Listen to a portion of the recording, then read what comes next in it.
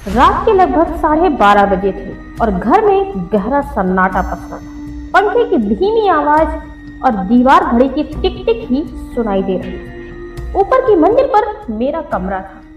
अचानक प्यास लगी तो मैं बोतल लेने नीचे रसोई की तरफ चल पड़ा। जैसे ही मैंने कमरे का दरवाजा खोला, ठंडी हवा का झोंका लगा।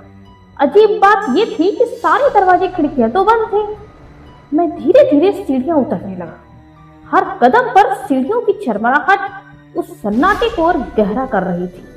सीढ़ियों के बीच वाले मोड़ पर पहुंचते ही मेरी नजर नीचे गई और मैं वहीं रुक गया। सीढ़ियों के आखिरी मोड़ पर कोई बैठा था, एक काली परछाई झुकी हुई, बिल्कुल स्थिर। पहले मुझे लगा शायद नीचे रखे कपड़ों का ढेर होगा या फिर रोशनी का भ्रम। मैंने आंखें मलकर दोबारा देखा, वो वही था। इस बार साफ दिख रहा था कि वो कोई आकृति है, जैसे कोई इंसान घुटनों में सिर छुपाकर बैठा हो। मेरे गले से आवाज नहीं निकल रही, दिल इतनी तेज धड़क रहा था कि उसकी धड़कन मुझे अपने कानों में सुनाई दे रही थी। मैंने कांपती आवाज में पूछा, कौन है वहां? कोई जवाब नहीं। अचानक उस परछाई का सिर धीरे धीरे ऊपर उठा।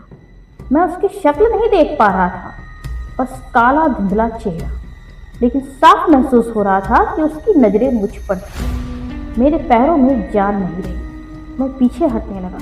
तभी सीढ़ियों पर नाखून घिसटने की आवाज आई, खर खर। अब डर मेरे पूरे शरीर पे दौड़ चुका था और मैं मुड़ा और भाग कर अपने कमरे में घुस गया।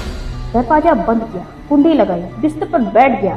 मेरी सांसें तेज हो रही थी। पूरी रात लाइट जलाकर बैठा रहा मैं। सुबह हुई तो थोड़ी हिम्मत जुटी। नीचे गया, सीढ़ियों पर कुछ भी नहीं था। मैंने माँ से पूछा, कल रात यहाँ कोई नीचे बैठा था क्या? माँ ने हैरानी से कहा, नहीं तो, सब तो अपने कमरों में थे। फिर मैंने रात वाली बात बताई। माँ का चेहरा अचानक गंभीर हो गया। कुछ देर चुप रही, फिर बोली, तुम्हें शायद पता नहीं, तुम्हारे दादाजी की मौत इन सीढ़ियों से गिरकर हुई, वो भी रात में कई साल पहले।